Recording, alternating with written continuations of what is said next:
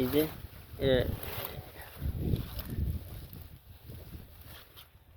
চলে গেছে গা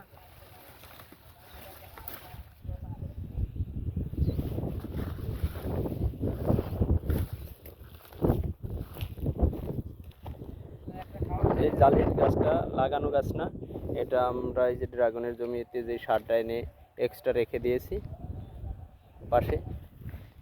এখানে কিন্তু অনেক কয় গাড়ি সার, এখানে 20 টলি সার যেখানে আমরা এক জায়গায় গাদা মেরে রেখেছি, সেখানে কিন্তু গাছটা হয়েছে।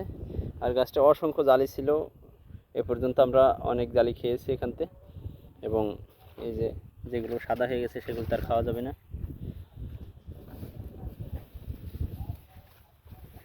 এখানে আমাদের সার ওষুধ কিচ্ছু লাগে নাই। এটা এ পর্যন্ত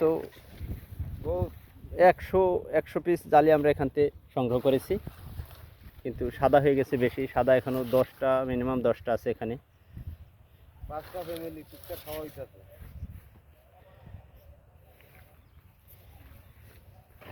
এটা ভাজি, বিশেষ করে ভাজি খাওয়ার জন্য এই জালিটা খুবই ভালো।